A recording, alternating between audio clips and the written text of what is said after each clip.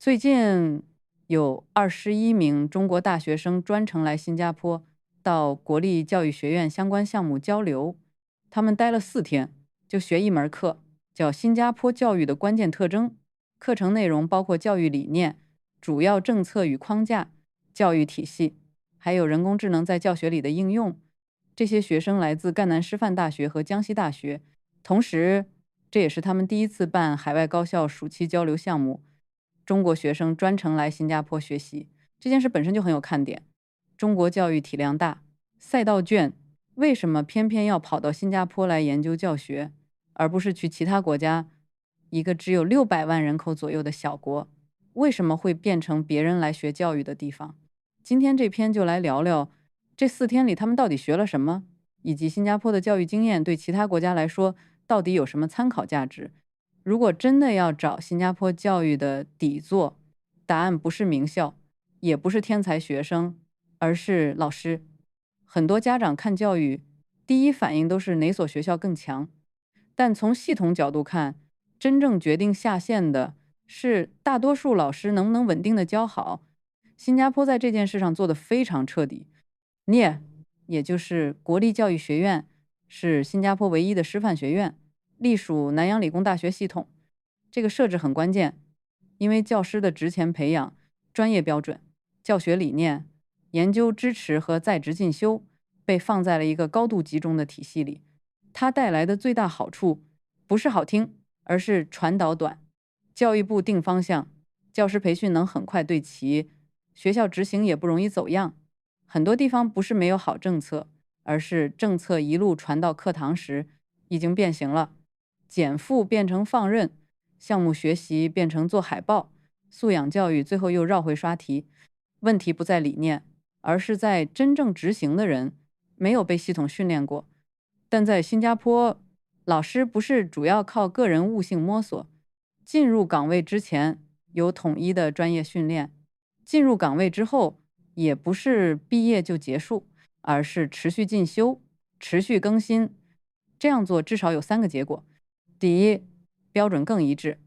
你当然不能要求每位老师都一样，但你可以把整体专业底线抬高。第二，改革更容易落地。像教的少、学得多这种理念，如果没有培训支撑，很容易被理解成少讲一点就行。可真正的变化是教学设计、课堂提问、评估方式、反馈机制都要一起改。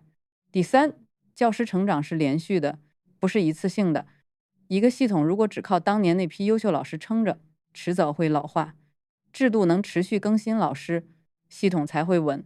所以这21名中国大学生来新加坡学教育，最值得看的不是某一堂公开课有多精彩，而是背后的教师生产机制。新加坡把好老师当成基础设施来建设，这才是他不花哨但很稳的原因。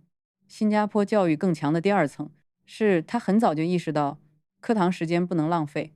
很多人听过一句话叫 teach less, learn more， 也就是教的少，学的多。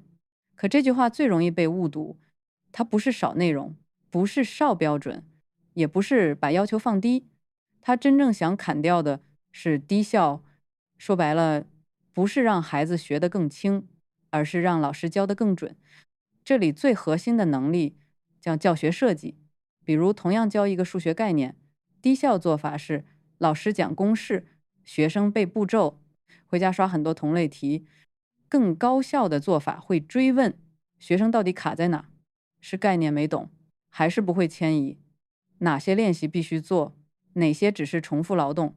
这种差别表面上看不出来什么，带来的结果却完全不同。也正因为这样，新加坡一直在推教育科技，重点不是设备新不新，而是老师能不能借助数字工具更快做形成性评估，及时看见学生哪里理解错了，哪里已经可以往前走。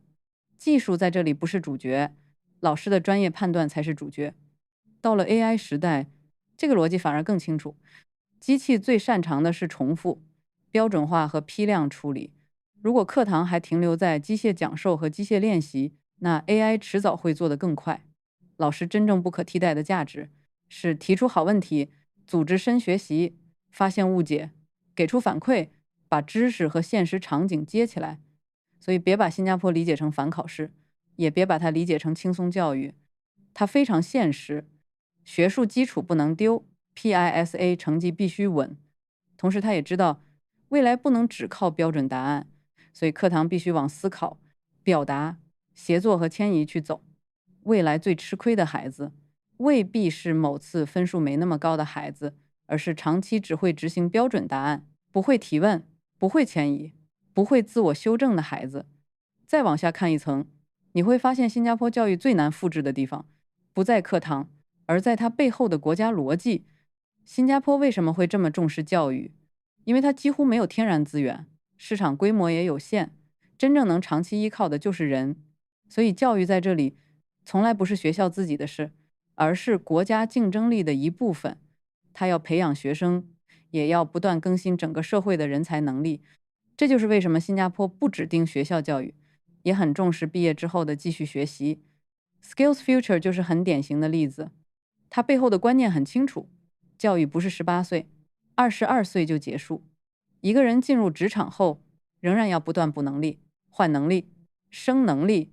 如果你只盯着孩子能不能考进好学校，你看到的其实只是前半程，真正决定后劲的是他未来10年、20年还能不能继续学，能不能在行业变化时重新适应。不过也要说得清楚，新加坡值得学，不代表可以照搬。它国家小，政策协调度高，教师培养集中，执行链条短，这些条件不是每个地方都有。所以真正该学的不是外壳，而是原则。先抓老师，评估不改，课堂很难真改。AI 不会替代好老师，但会淘汰低价值教学。家长也不能只盯短期分数，而要看孩子有没有长期学习能力。这就是为什么别人来新加坡学教育，学的不是模板，而是一种把教育当长期工程来经营的思路。这期真正想讲的不是新加坡教育有多完美，而是一个更现实的提醒。未来拉开差距的，可能不只是孩子现在多拿了几分，而是谁更早看懂教育竞争正在从会不会答题转向能不能持续成长。今天我们拆了3层，第一层强在老师，尤其是教师培养和持续进修的体系；第二层强在教学设计，不是少教，而是更精准的教；第三层强在他把教育接到了国家长期竞争力上。所以学校技术和终身学习是连在一起的。